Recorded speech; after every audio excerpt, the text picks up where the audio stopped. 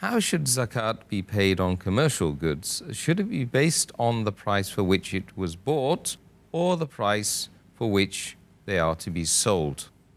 As far as the person who buys any article for his use, then but natural, whatever he buys, whatever the cost is, you have to take out the depreciation and pay zakat on that amount, depending on what it is.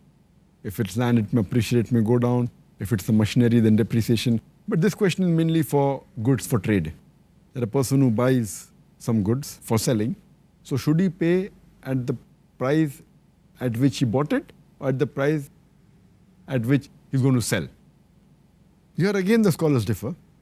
According to Sheikh Saleh Munajjid, he says that if you buy certain goods for selling, if you're a wholesaler, then take zakat on the price of wholesale that you're going to sell. If you're a retailer, then you take out zakat on the price at which you're going to sell on retail. And if you're doing both, then take a rough estimate and then take out zakat. But some of the scholars, they say that in retail, the profit margin is quite a lot, depending upon the good you're dealing in.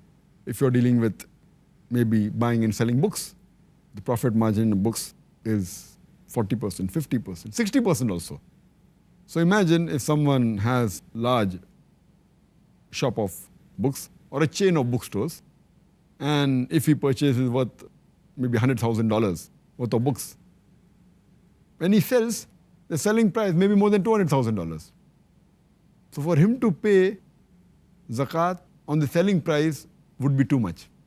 So I agree more with those scholars who say that whatever is the cost, once you buy it, since it's with you, you haven't made the profit yet. So the cost price for you for that book is the cost at which you bought it, at the discounted cost. So if you're getting 50% discount, so whatever you bought it, that you pay zakat. When you sell it, then you get the 50% profit. Or maybe many a time, the books aren't sold. So you have to keep a sale and then sell the book at 40% discount. Sometime you have to sell it at a loss. You purchase 50% discount but sell it at 60% discount.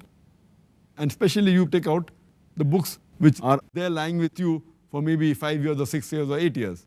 So imagine you pay 8 years zakat on the higher side and then you sell it at a discounted rate.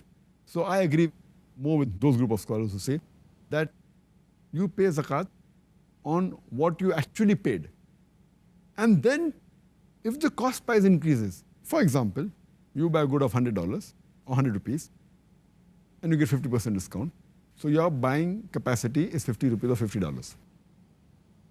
Suppose the price, the MRP, the maximum retail price increases to 110 rupees or $110. Then you calculate 50% discount, 55 rupees. That time you can increase the price, but not at the selling price. You don't know whether you're going to sell at the full price or discounted price or whatever it is. Therefore, I agree more with what is the cost, what discount you get, add it to the present cost. And that's how you have to make out what is the total value of your goods after purchasing 1 year and then pay zakat 2.5% on it. Okay, great. Thank you.